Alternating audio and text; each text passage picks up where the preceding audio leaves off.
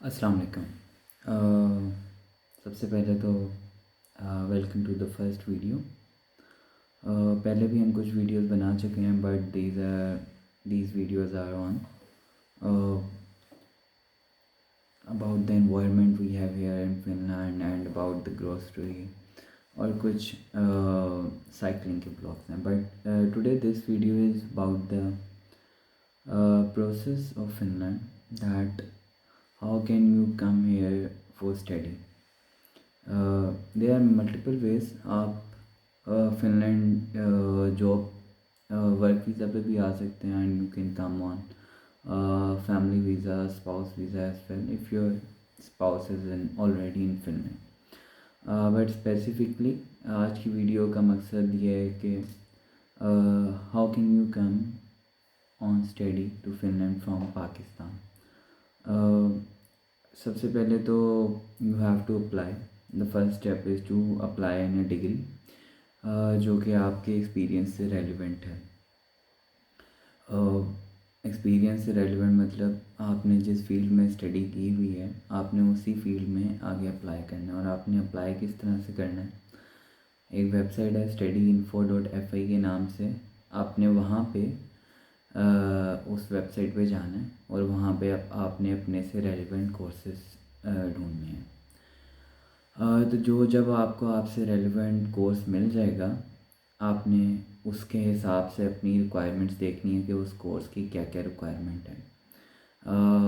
अब फिनलैंड में जो एप्लीकेशंस ओपन होती हैं वो मोस्टली ज़्यादातर जो मास्टर्स के भी या बैचलर्स के कोर्सेज़ हैं उनकी application at the year and in December open होती हैं, from December two January.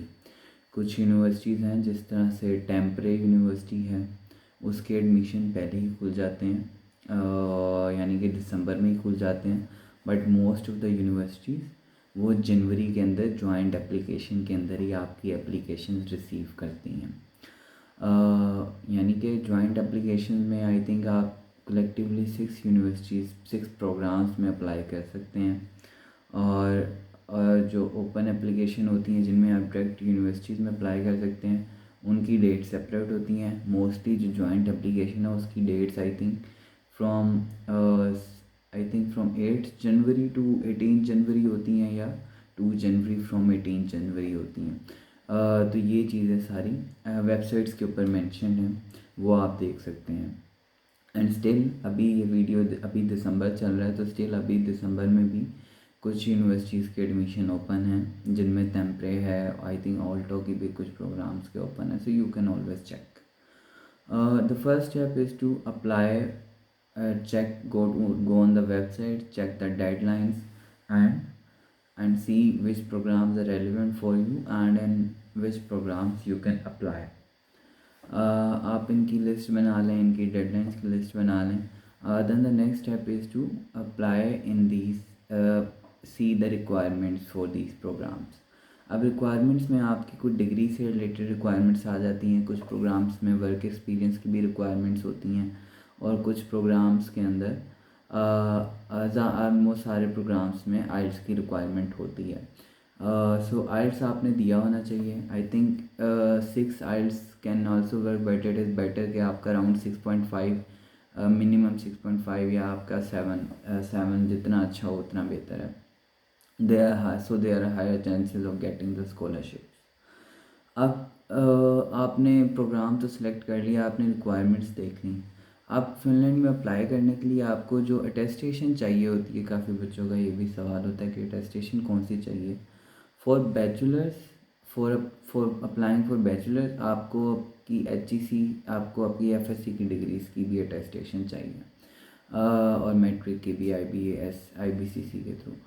But for applying for masters programme आपकी सिर्फ बैचलर्स की डिग्री अगर अटेस्ट हुई नहीं है फ्रॉम फ्रॉम HEC ओनली, आपकी अगर सिर्फ बैचलर्स की डिग्री अटेस्ट हुई है HEC से, सो it is fine, you can apply based on that. आपको इंटरमीडिएट की डिग्रीज अटेस्ट करवाने की ज़रूरत नहीं होती।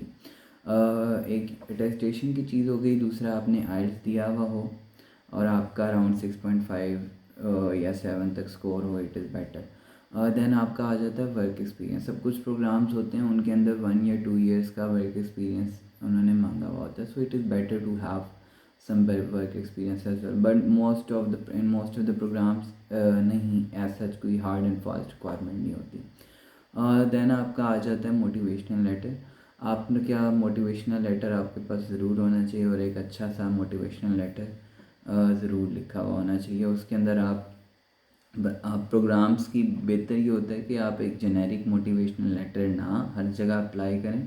बेहतर ये होता है कि जिस प्रोग्राम में आप अप्लाई कर रहे हैं, आप पहले उस प्रोग्राम का कोर्स करिकुलम देख लें, उसकी डिस्क्रिप्शन देख लें, और उसी हिसाब से अपना आप मोटिवेशनल लेटर थोड़ा बहुत अलाइन कर लें। सो ये हमारी कुछ बेसिक सी रिक्वायरमेंट्स आ जाती हैं। डेट्स मैंने आपको बता दी।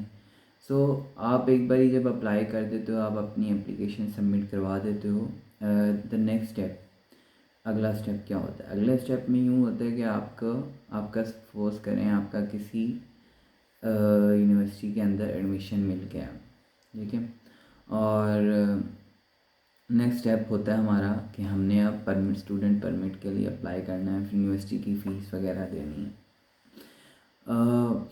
अब फिनलैंड में इस तरह से होता है कि most of the universities right now they do offer scholarships, यानी कि अगर आपका जीपीए अच्छा है and you have good score in IELTS and you have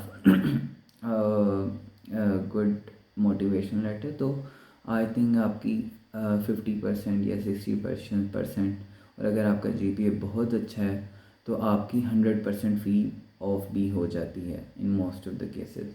और अगर आपकी सारी चीज़ें बहुत अच्छी हैं, सो इवन आपकी फिनलैंड स्कॉलरशिप भी लग जाती है, जिसमें आपको फिनिश गवर्नमेंट 5000 यूरो देती है साल का, और आपकी जो फ़ीस है आपकी, वो भी ट्यूशन फ़ी कम्प्लीटली ऑफ होती है।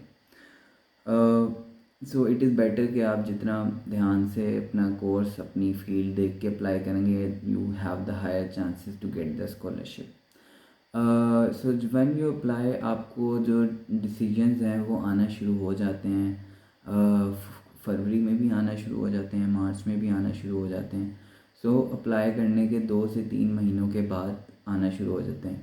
आई थिंक जो टेम्परेरी यूनिवर्सिटी है उसका डिसीजन थोड़ा लेट आता है, इन मई, अराउंड 31 मई में आता है, but most of the universities उनके डिसीजन अप्रैल में या अप्रैल से पहले आ जाते हैं, उससे आगे नहीं जाते आई थिंक। जो स्कॉलरशिप का मैं बता रहा हूँ उसमें for example if you take my case, मेरा एडमिशन यूनिवर्सिटी ऑफ ओलू में हुआ था and I also got 60% off on my tuition fee.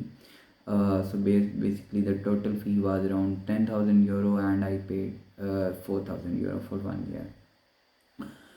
So जब आपका एडमिशन हो जाता है then what is the next step? जब आपका एडमिशन हो जाएगा तो यूनिवर्सिटी आपको एक एडमिशन लेटर देगी जिसके अंदर आपकी फ़ीस वगैरह सारी चीज़ें बताई हुई होंगी।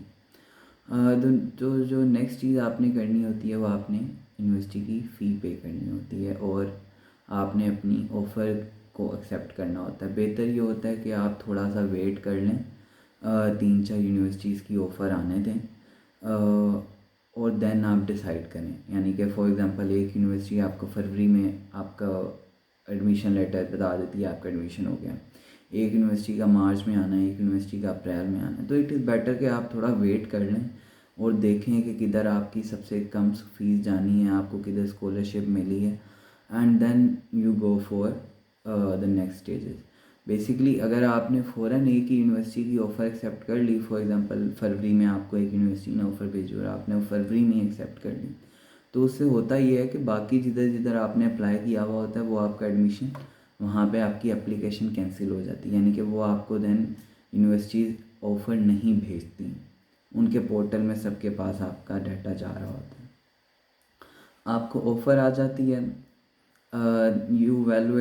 You wait and you valuate कि what is the next step, what is the best offer for you, और आप उसकी फ़ीस वगैरह पे करने का प्रोसेस कर देते हैं।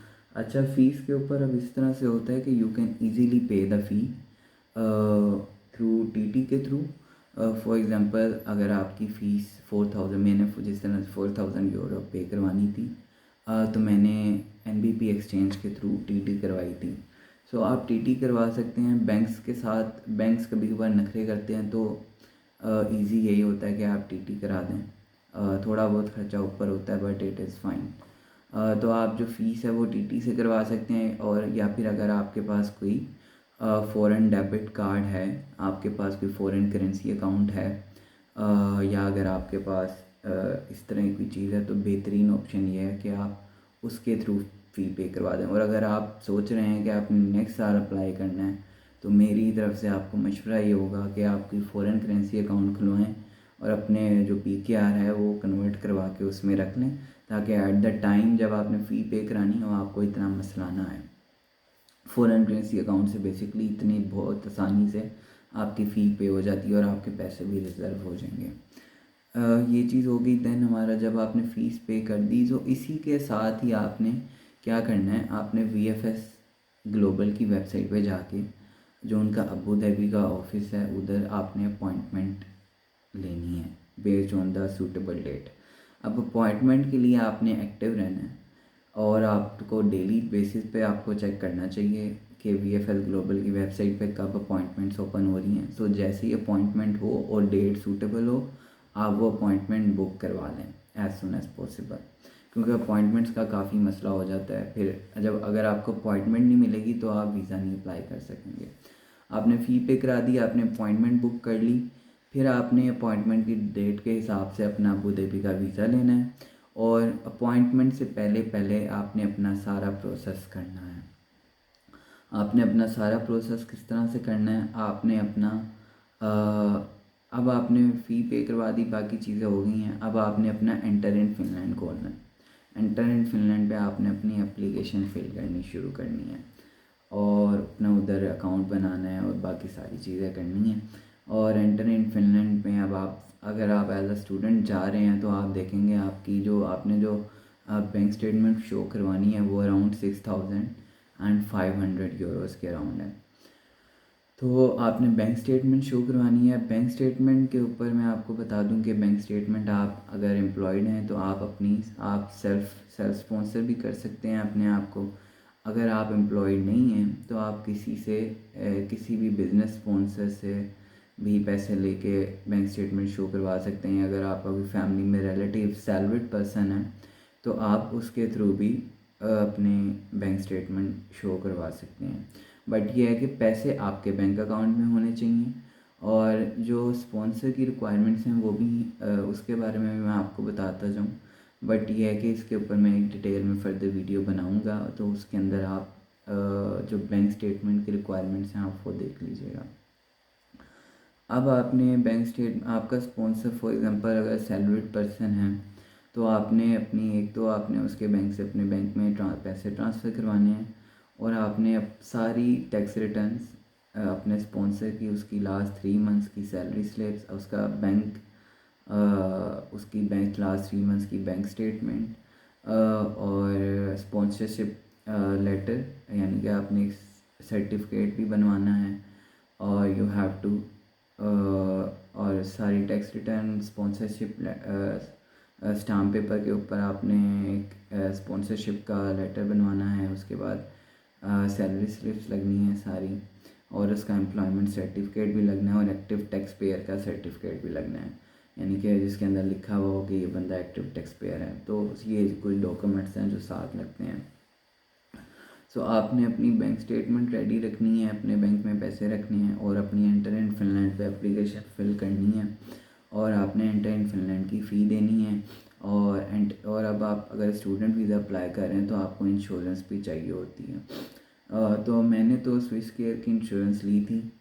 ये एंटर इन फिनलैंड की वेबसाइट के ऊपर मेंशन्ड है, अराउंड 200 यूरोज़ की। बट काफ़ी लोगों ने यूनाइटेड की इंश्योरेंस ली थी और उनका उससे भी काम चल गया था। तो आप इधर थोड़े अपने पैसे बचा सकते हैं, यानी कि आपकी 10,000 की यूनाइटेड की इंश्योरेंस बन जाएगी। इंश्योरेंस का इतना फ़ायदा नहीं होता, क्योंकि यहाँ पे आके आपकी हेल्थ इंश्योरेंस जो होती है वो केला का आपने कार्ड बनवाना होता है। सो अगर आप यूनाइटेड की इंश्योरेंस भी लेते हैं तो इट इज़ फाइन। इतना इंश्योरेंस के बारे में कोई बड़ी परेशानी वाली चीज़ नहीं है कि अगर बीमार हो गए तो क्या होगा। I have been here for the last 4 months. अभी तक मैं अल्हम्दुलिल्लाह सही हूँ। एंटर एंड फिनलैंड के ऊपर आपने अपनी सारी डिटेल डाल दी हैं, आपने इंश्योरेंस भी परचेज़ करनी है, फिर आपने बैंक स्टेटमेंट रेडी रखनी है और अपनी जिस तरह आपने यानी कि अपनी सारी टेस्ट डिग्रीज़ की पिक्चर डालनी है और आपने अपनी पासपोर्ट की डिटेल डालनी है और बेसिकली जब आप पोर्टल पे लॉगिन करेंगे आपके पास सारी लिस्ट आ जाएगी। अच्छा, अब आपने एंटर एंड फिनलैंड की एप्लीकेशन अपनी अपॉइंटमेंट से पहले पहले फ़िल करनी है और कंप्लीट करनी है और देन आपने फ़्लाई कर जाना है अबू धाबी और वहाँ पे जाके वीएफएस की अपॉइंटमेंट देनी है। तो जब आप उधर जाके वीएफएस की अपॉइंटमेंट दे देंगे, मैं एक वीडियो इस पे भी बनाऊंगा कि जब वीएफएस की अपॉइंटमेंट देने जाना है तो आपने किन किन चीज़ों का ख्याल रखना है और कौन कौन से डॉक्यूमेंट्स साथ कैरी करने हैं। सो जब आप अपनी वीएफएस की अपॉइंटमेंट दे आएंगे तो देन मोस्ट केसेस के अंदर आपको विद इन 2 वीक्स आपका रिज़ल्ट आ जाता है, आपका डिसीजन आ जाता है। बट कुछ केसेस जिनके अंदर किसी बैंक स्टेटमेंट में मसला हो, फंड्स में मसला हो या उन्हें किसी किस्म का कोई और इन्फॉर्मेशन चाहिए हो तो देन वो और इन्फॉर्मेशन रिक्वायर करते हैं या इनके कुछ केसेस में कभी कभार डिले भी आ जाते हैं, यानी कि अप टू 4 मंथ्स तक भी लग सकते हैं डिसीजन में। कुछ लोगों के साथ आया बट मोस्टली ज़्यादातर का decision with in 1 month 2 months और विद इन 4 5 7 to 8 days में आ जाता है। Yes, so that was a short, not short but a pretty much brief video. अगर आपको कोई भी फर्दर क्वेश्चन है तो आप वो कमेंट सेक्शन में पूछ सकते हैं and so do subscribe to this channel as well. Thank you, bye bye.